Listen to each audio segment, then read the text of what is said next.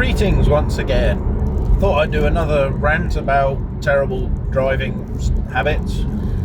Again, I'm on the M3, driving home from my parents in my mum's Audi A3 again, because my car is still broken, because the mechanic who did a load of work on it shouldn't be allowed near a spanner at all.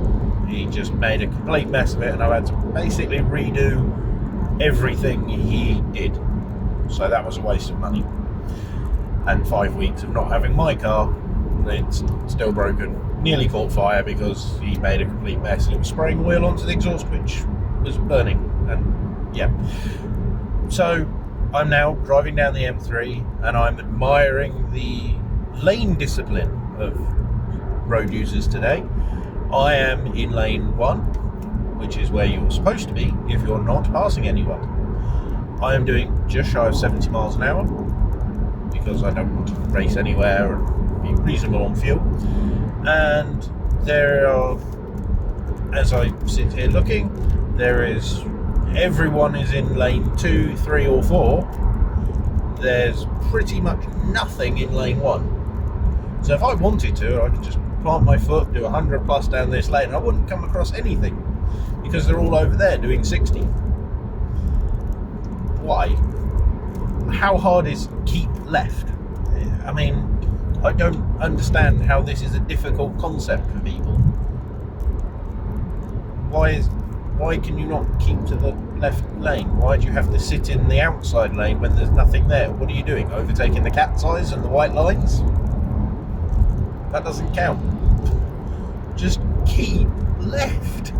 It's not hard. And then, of course, there's also maintaining speed, which is another pet hate of mine.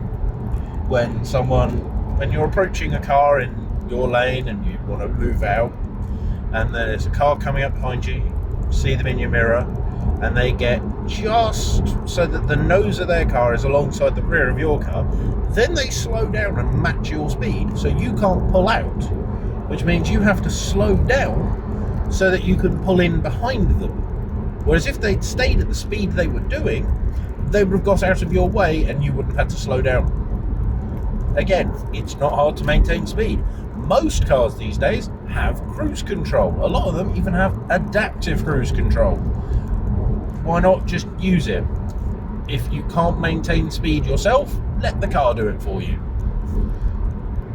Simple as that, really.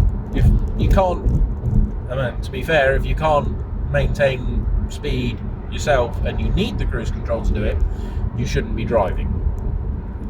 If that's the honest truth.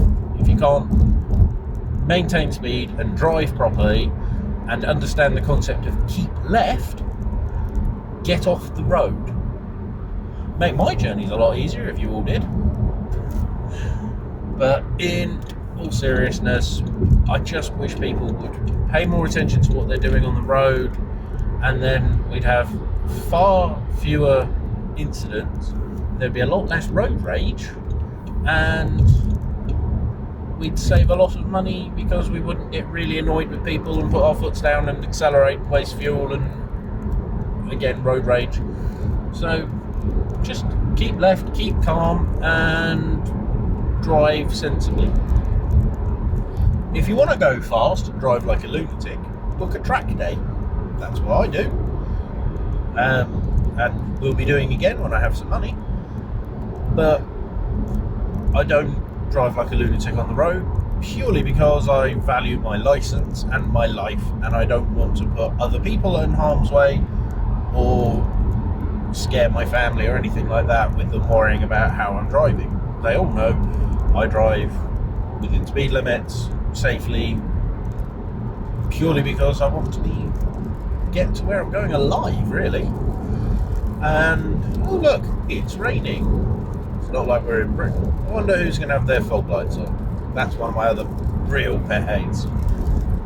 People putting their rear fog lights on when you can see them about 3 miles ahead. Why? Just why?